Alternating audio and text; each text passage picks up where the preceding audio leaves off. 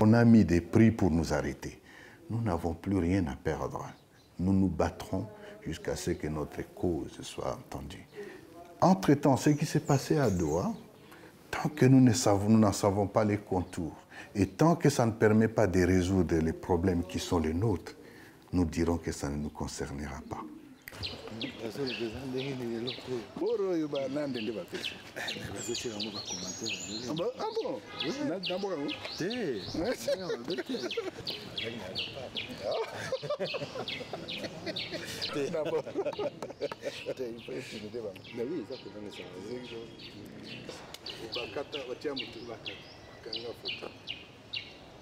Très bien, merci.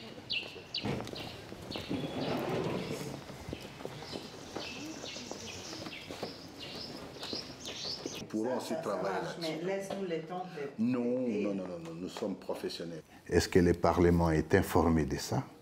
Donc le Parlement, je vais dire les deux chambres, l'Assemblée nationale et consorts. Est-ce qu'un tel deal a été discuté en Conseil des ministres? Est-ce qu'un tel deal a pu avoir les consultations de toutes les forces vives du pays? Non. Les Américains ne sont pas naïfs. Je ne crois pas qu'ils pourraient accepter cela. Encore que même s'ils acceptaient, le peuple congolais qui est souverain va barrer la route à cette forfaiture, à cette supercherie.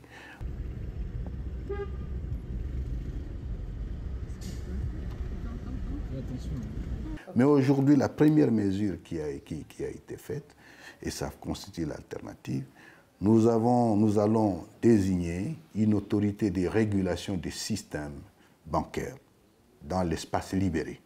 Cette autorité représente en fait la Banque centrale, va représenter la Banque centrale. Et avec cette autorité, cette autorité va exercer les missions les missions de la Banque centrale dans l'espace que nous gérons. Elle va permettre de donner des licences, entre autres notamment, pour permettre à ce qu'on crée de nouvelles banques. Elle va permettre aussi qu'on active les institutions de microfinance et qui sont opérationnelles et qu'on sort.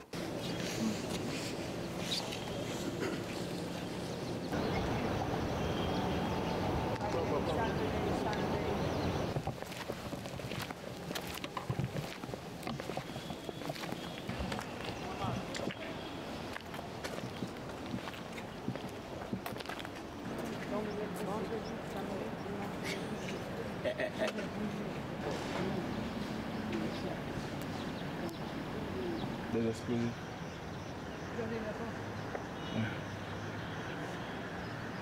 Et à ce moment, nous sommes en train de déminer et de faire exploser certains engins qui n'étaient pas explosés et enlever d'autres. Donc ils ont abîmé la piste ainsi que la tour de contrôle. Il faut mettre fin. On ne peut pas continuer à discuter avec eux pendant que nos familles sont... Ce n'est pas la première fois qu'ils se voient. Et ils ont fait plusieurs rencontres avant. Le travail est tellement énorme dans cet aéroport et ça va prendre beaucoup de temps pour qu'il soit mis en œuvre encore. Et nous demandons la patience à la communauté internationale qui nous demande chaque jour d'ouvrir cet aéroport. Et comme vous voyez ici, l'aéroport est tellement abîmé, il n'y a rien qui peut fonctionner dans cet aéroport, donc il faut recommencer tout à zéro.